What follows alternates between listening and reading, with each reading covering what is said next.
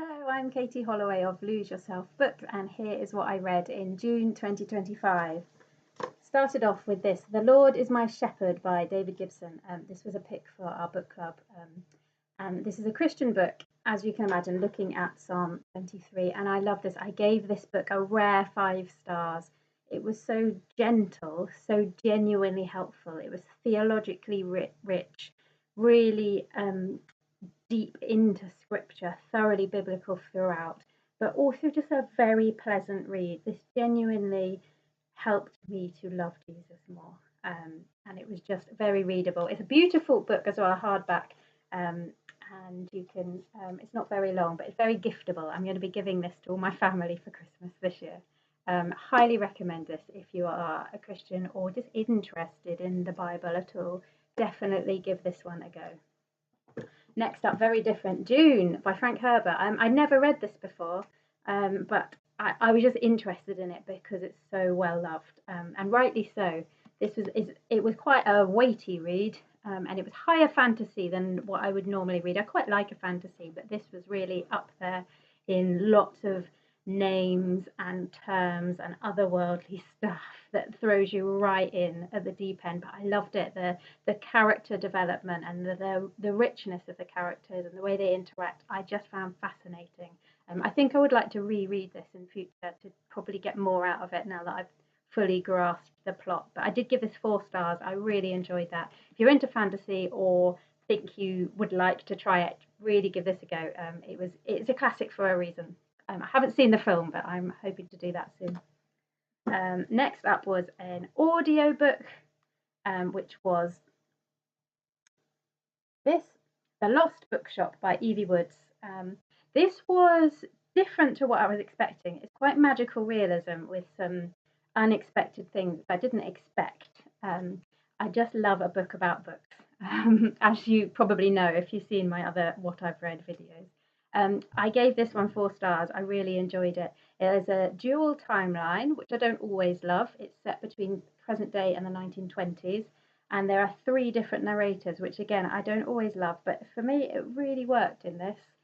We get to hear the story of I've forgotten her name, but there's the main character, a present day girl escaping an abusive marriage, finds refuge in somewhere where she works, but there's something feels a little bit magical about it. She starts to discover books.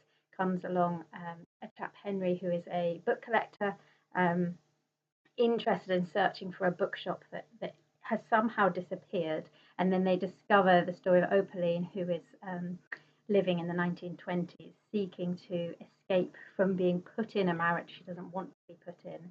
And her story and how she discovers the same bookshop. So this kind of magical bookshop is the thread. It's really good, set mostly in Ireland, but different other places as well. It's quite complicated. There's a lot going on, and there's a few coincidences that were just a bit too much for me, but I did really enjoy it and gave it 4 stars. Next up was Beg, Borrow or Steal by Sarah Adams. This was a very sweet romance, and again, another 4-star read for me. It's been a good month in June. I really enjoyed this one. I didn't like the cover or the title, but I really enjoyed Sarah Adams' previous book, which was the first in this series. This was the 3rd in the series. I hadn't realised, haven't read the 2nd, but it worked actually as a standalone. Very sweet, not sexually explicit particularly. There are, I think, 2 chapters in the beginning that she says you can skip if you don't want that. That doesn't affect the plot, but you can just skip that.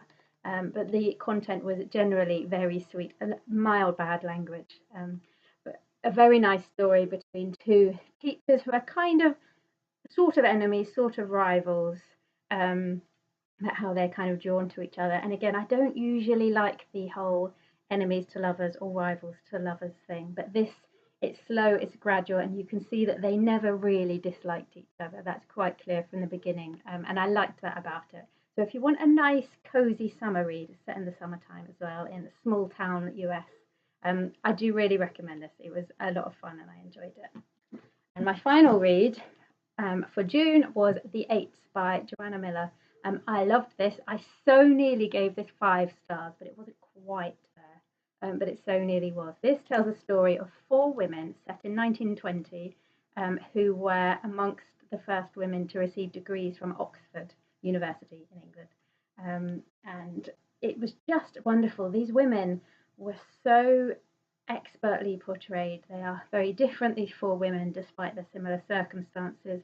It explores how the war had affected them, what they'd all been doing during the war, how they relate to their families back home, how they relate to each other, and as they grow as people, overcoming various traumas, but also just the stigma against being a woman studying at Oxford University. It was very good. I really recommend this book to anybody who likes academia kind of settings in a novel, anyone who just likes women's stories, anybody interested in war literature, and anybody who's got any connection with Oxford, which I haven't other than I visited it once. I really recommend this. It was a brilliant read, and I expect it will probably be winning some prizes later on in the year, I would imagine. There we go. That is what I've read in June 2025. Stay tuned. I will be back with another video in a month's time, and I've got my 1-minute book reviews on the posts in between. So I will see you soon. Bye.